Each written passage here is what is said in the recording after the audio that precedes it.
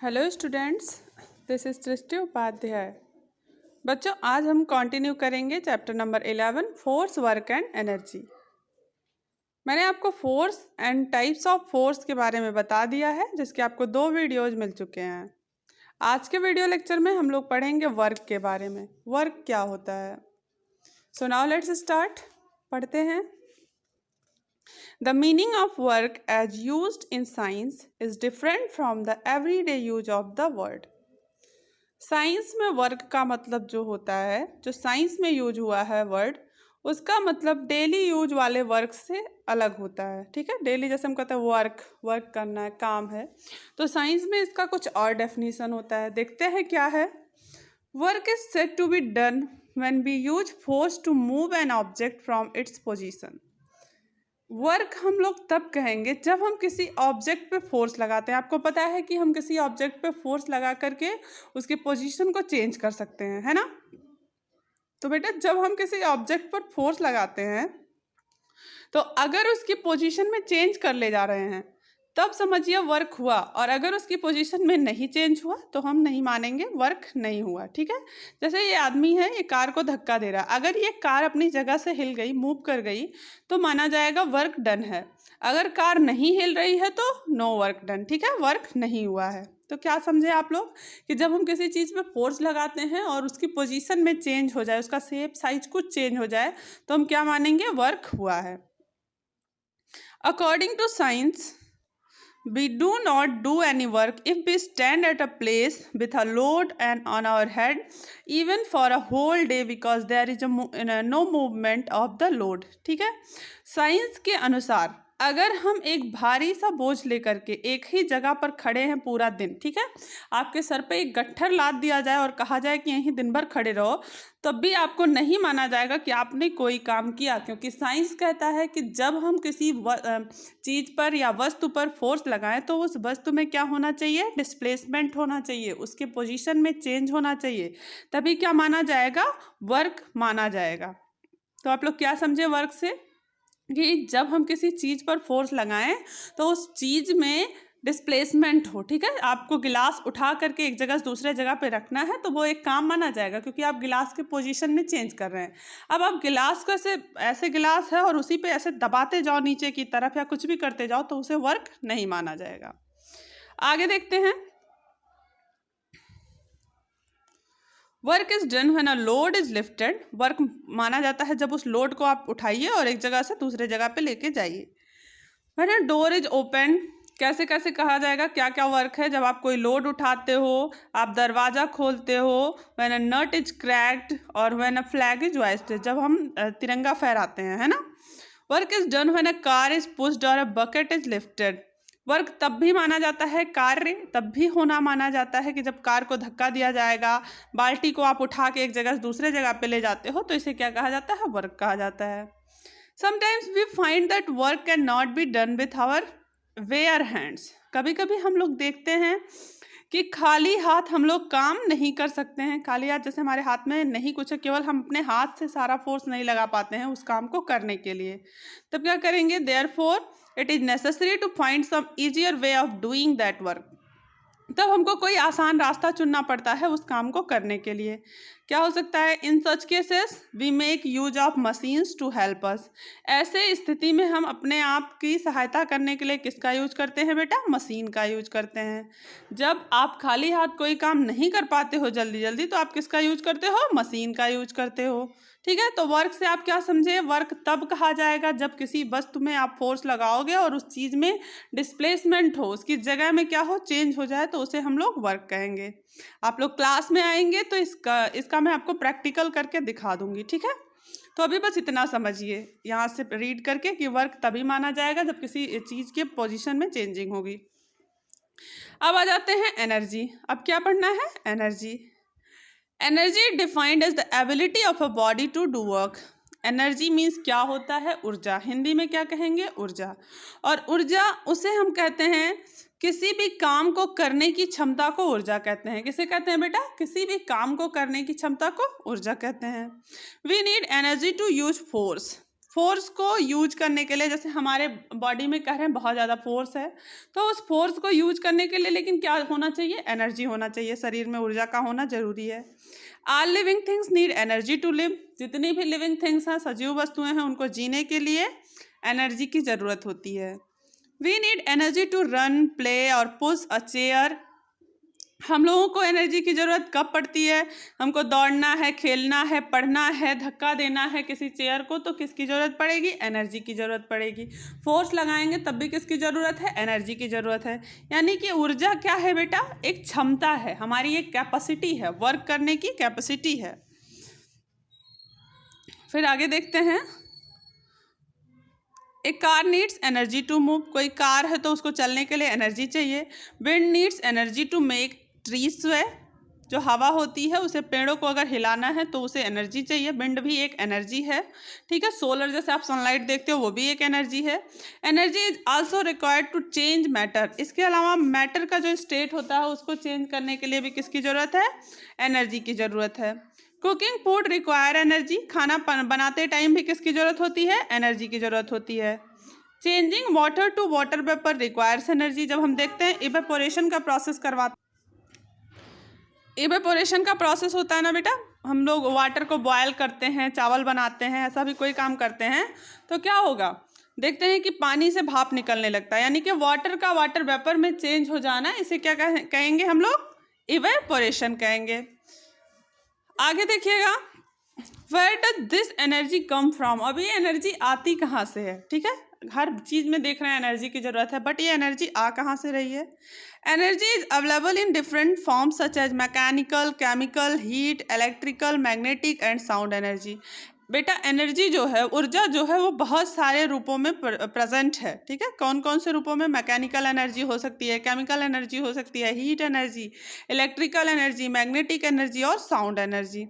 आगे देखेंगे, energy can neither be created nor destroyed, ये एक यूनिवर्सल फैक्ट है, ऐसा रूल बनाया गया है साइंस में, एनर्जी को ना तो बनाया जा सकता है ना ही डिस्ट्रॉय किया जा सकता है, ठीक है।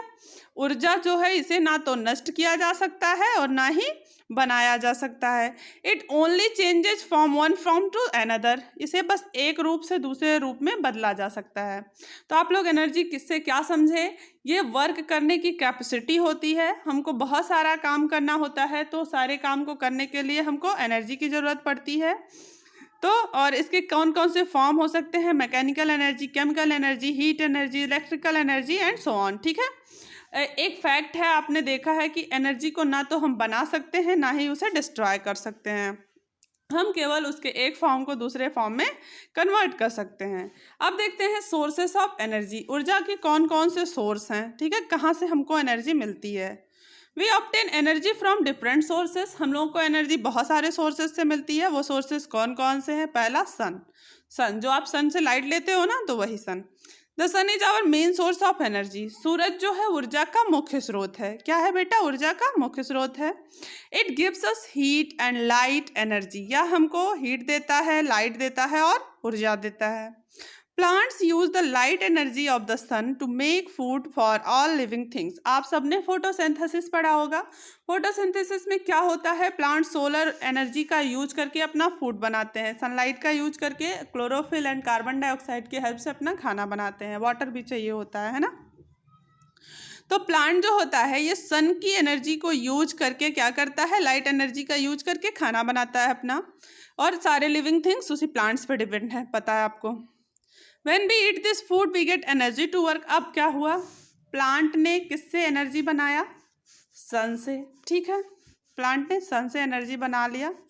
अब उस प्लांट को बहुत सारे लोग खा रहे हैं, जानवर खा रहे हैं, और उस जानवर को हमने खा लिया, यानी कि एनर्जी क्या हुई, एक लोगों से, मतलब एक चीज़ से दूसरे चीज़ में ट्रांसफ़र हुई, दूसरे चीज़ से तीसरे चीज़ में ट्रांसफ़र हुई, लेकिन ना तो उसको किसी ने बनाया और ना ही कोई मिटा सकता है। आई होप आपको समझ में आया होगा। आगे देखते हैं, so we are dependent on the sun for our energy needs, इस तरह से हम लोग अपने एनर्जी के लिए सूरज पर डिपेंड हैं, क्योंकि सूरज से पौधे ने खाना बनाया, सूरज की रोशनी से, और प्लांट से जानवरों ने खाया, या प्लांट्स को हम लोग खा रहे हैं, तो सूरज की एनर्जी हम लोगों में ट्रांसफ़र हुई ना। तो ऐसे ही the energy given out by the sun is called solar energy, सूरज से जो एनर्जी निकलती है, सन से जो एनर्जी मिलती है बेटा, उसे कहा जाता है सोलर एनर्जी। सन से मिलने वाली एनर्जी को क्या कहा जाता है? Solar energy. अब हमको आगे पढ़ना है। आगे देखिएगा, विंड। विंड क्या है? ये भी एक एनर्जी है। जैसे आपने सन देखा, सन एनर्जी का सोर्स है, ऐसे ही विंड भी एनर्जी का सोर्स है, हवा। The air that blows as wind as has energy. जो हवा चलती है वो उसमें क्या होता है? एनर्जी होता है। Which is use to run wind mills और सेल बोट्स। जिसका यूज किया जाता है विंड मिल्स चलाने के लिए, सेल बोट चलाने के लिए। विंड मिल जो पवन चक्की जिसे हम लोग कहते हैं, देखिए यहाँ पे विंड मिल है फिगर में। A windmill uses the force of moving air to generate electricity and draw underground water. अब ये जो विंडमिल होता है ना, पवन चक्की जो होती है बेटा, ये बहुत तेज तेज से मूव करती है और मूव करने से एनर्जी रिलीज होता है। कोई चीज़ बहुत तेज तेज चलता है तो उसमें एनर्जी आ जाती है ना, उस एनर्जी को यूज किया जाता है और उसकी हेल्प से ज़मीन के नीचे का पानी निकाला जाता है, ड्रॉ किया जाता है, खींचा जाता है, जिसे हम लोग क्या कहते हैं बेटा? विंड एनर्जी कहते हैं। ठीक है, तो समझ गए आप लोग, विंड भी क्या है? एक एनर्जी का सोर्स है जिसकी हेल्प से हम लोग अंडरग्राउंड वाटर को निकालते हैं। किसके थ्रू? विंड मिल के थ्रू। नेक्स्ट है वाटर। वाटर भी क्या है? उसमें भी एनर्जी होती है। कैसे? देखिए, water that flows down the hills has enough energy to turn huge wheels of grinding mills और to do better other heavy work. जो वाटर है जो बहता है ज़मीन पर, ठीक है, या पहाड़ की चोटियों से बहुत स्पीड से जो वाटर फ्लो हो रहा है, बहते चला आ रहा है, उसमें बहुत ज़्यादा स्पीड होती है बेटा, बहुत ज़्यादा एनर्जी होती है। और इतनी एनर्जी होती है कि वो बहुत सारे जगह पे पिसाई का काम कर सकता है। देखो, that energy to turn huge wheels to grinding mills और to do other heavy work. जो पहाड़ की चोटियों से देखो पानी गिर रहा है ना, बहुत तेज तेज, इतनी स्पीड है, इतना एनर्जी है इस पानी में कि इस एनर्जी का यूज करके मिल्स में आप पिसाई का काम कर सकते हो, आप कोई भी भारी काम कर सकते हो। यानी कि हाइड्रो पावर, देखो इसे कहा जाता है, hydro means water and power means energy. तो पानी के एनर्जी को यूज करके हम बहुत सारा काम कर सकते हैं। Dams use the force of fast flowing water to generate electricity. जो डैम होते हैं, जो बांध होते हैं, वो फास्ट फ्लोइंग वाटर को यूज करके क्या करते हैं? इलेक्ट्रिसिटी जनरेट करते हैं। आपने सुना होगा बहुत जगह पे हाइड्रो पावर से इलेक्ट्रिसिटी क्या की जाती है? जनरेट की जाती है। न्यूज़ वगैरह में आप लोग देखते होंगे। Electricity in turn can be used to run various machines. This energy is called hydro power. अब हाइड्रो पावर यानी कि वाटर की स्पीड से जो एनर्जी जनरेट की जाती है बेटा, उस एनर्जी का यूज आगे बहुत सारी चीज़ों में किया जाता है। जैसे इलेक्ट्रिसिटी बनाई गई ना वाटर एनर्जी से, अब उस एनर्जी का यूज, उस इलेक्ट्रिसिटी का यूज बहुत सारे काम में किया जाता है। मशीन्स को चलाने के लिए घर पे आपके बहुत सारा यूज है ना इलेक्ट्रिसिटी का। तो इस तरह से वाटर में भी क्या है? एनर्जी है। नेक्स्ट है फ्यूल्स। नेक्स्ट क्या है? फ्यूल्स। फ्यूल्स में तो एनर्जी होगा ही। ईंधन। Certain natural substances called fuels have energy stored in them. बहुत सारे नेचुरल सब्सटेंस हैं, बहुत सारे प्राकृतिक चीज़ें हैं जिनमें क्या होता है, जिन्हें हम क्या कहते हैं? फ्यूल कहते हैं, ईंधन कहते हैं, और उन सब में बहुत एनर्जी होती है, जैसे पेट्रोल, डीजल, ये सारी चीज़ें। This energy is release when we burn them. ये एनर्जी तब निकलती है जब हम उन्हें जलाते हैं। ठीक है, तो बहुत सारे नेचुरल पदार्थ जो कि जिन्हें हम क्या कहते हैं? ईंधन कहते हैं, फ्यूल कहते हैं, और उन्हें जब हम जलाते हैं तो उनसे क्या निकलता है? एनर्जी निकलता है। जैसे क्या है? कोल है, पेट्रोल है, कुकिंग गैस है, ऑयल, वुड, ये सारे क्या है? डिफरेंट टाइप के फ्यूल यानी कि ईंधन है। This fuels are burn to produce heat और लाइट एनर्जी। इन फ्यूल्स का यूज बेटा किया जाता है हीट एनर्जी रिलीज करने के लिए या लाइट एनर्जी रिलीज करने के लिए। आप देखते हैं कोयला जला के भट्टियों में खाना बनता है ना। इस तरह से पेट्रोल का यूज करके गाड़ियां चलती हैं। तो ये सब क्या है? हमने कहा कार को एनर्जी चाहिए, और कार को एनर्जी कहाँ से मिलती है? पेट्रोल से मिलती है। जैसे सनलाइट से पौधे को एनर्जी मिलती है खाना बनाने के लिए। ठीक है, तो आई होप आप लोग समझ में आ रहा होगा। नहीं समझ में आएगा तो आपको प्रैक्टिकल के थ्रू और क्लास में और चीज़ें क्लियर की जाएंगी। तो देखिए, अब ये क्या है बेटा? जो फ्यूल्स हैं उनको जलाया जाता है, क्यों? जिससे कि हीट एनर्जी मिल सके या फिर लाइट एनर्जी मिल सके। आप लोगों ने देखा होगा लैंप जलाते हुए घर पे, उसमें क्या होता है? केरोसिन ऑयल का यूज किया जाता है, और केरोसिन ऑयल की हेल्प से लैंप्स जलाए जाते हैं। नेक्स्ट है बेटा जियोथर्मल एनर्जी। अब ये कौन सा नया एनर्जी आ गया? सन एनर्जी समझ में आ गई, सनलाइट, विंड एनर्जी समझ में आ गया, पवन चक्की, वाटर एनर्जी समझ में आ गया, हाइड्रो पावर फ्यूल्स भी समझ में आ गया, पेट्रोल, डीजल, कोल, है ना। अब ये जियोथर्मल एनर्जी क्या है? तो देखो, जियोथर्मल मतलब मैं आपको इतना क्लू दे रही हूँ कि समथिंग रिलेटेड टू अर्थ से रिलेटेड एनर्जी है। यहाँ पे देखो, petrol burns to produce heat energy, petrol को जलाया जा रहा है हीट एनर्जी प्रोड्यूस करने के लिए, ठीक है। तो वो तो फ्यूल वाले में है, हमको पढ़ना है geothermal. Another source of energy is the hot interior of the earth. बेटा अर्थ जो है आपका 3 लेयर से बना हुआ है। सबसे अंदर वाली लेयर होती है अर्थ की कोर, ठीक है। उसके बाहर वाली लेयर को कहा जाता है मेंटल, एंड सबसे बाहर वाली लेयर को क्रस्ट कहा जाता है। यानी कि अर्थ किससे बनी हुई है? 3 लेयर से, कोर, मेंटल और क्रस्ट। कोर को मैं सी लिख दे रही हूँ, मेंटल को मैं यम लिख दे रही हूँ, एंड क्रस्ट को मैं सी लिख दे रही हूँ, ठीक है। अब क्या होगा, जो कोर है बहुत गर्म है बेटा, ये अंदर वाला जो पार्ट है इसे हम कहेंगे इंटीरियर ऑफ अर्थ। यहाँ से बहुत ज़्यादा एनर्जी रिलीज होती है, ठीक है। अब ये एनर्जी जो बाहर निकलेगी इसे कलेक्ट करके बहुत सारे काम में यूज किया जाएगा, तो उसे क्या कहा जाएगा? Geothermal energy. तो समझिएगा, तो जो अर्थ के इंटीरियर से एनर्जी आती है उसे कहा जाता है जियोथर्मल एनर्जी, क्योंकि जियो मतलब ये अर्थ होता है। नेक्स्ट है बेटा एटॉमिक एनर्जी, ठीक है। When an atom, the smallest particle of matter, is split apart, a very strong energy is produced. जब एक एटम, ठीक है, एटम मीन्स होता है अणु, जो मैटर का सबसे छोटा पार्टिकल होता है। मैटर आप लोग पढ़े होंगे तो आपको पता है, matter is made up of molecules. Matter molecules से बना होता है, एंड मॉलिक्यूल्स जो होता है वो एटम से बना होता है, एंड एटम जो है वो स्मॉलेस्ट पार्टिकल ऑफ मैटर है। तो जब ये बेटा टूटता है तो ये इलेक्ट्रॉन, प्रोटॉन और न्यूट्रॉन में टूटता है, ठीक है। तो when is split apart, a very strong energy is produce. जब ये टूटता है तो बहुत स्ट्रॉन्ग एनर्जी रिलीज होती है, बहुत सारी एनर्जी रिलीज होती है, क्योंकि जो इलेक्ट्रॉन होते हैं ना उस पर नेगेटिव चार्ज होता है। आप बड़े क्लास में जाओगे तो सारी चीज़ें आपको अपने आप समझ में आ जाएंगी। अभी बस आप इतना समझो कि मैटर का स्मॉलेस्ट पार्टिकल एटम है, और जब एटम टूटता है तो बहुत ज़्यादा एनर्जी रिलीज होती है। और एनर्जी क्या है? वर्क करने की कैपेसिटी है, कार्य करने की क्षमता है। किसी भी मशीन को करने के लिए या किसी भी पर्सन को करने के लिए सबको एनर्जी चाहिए।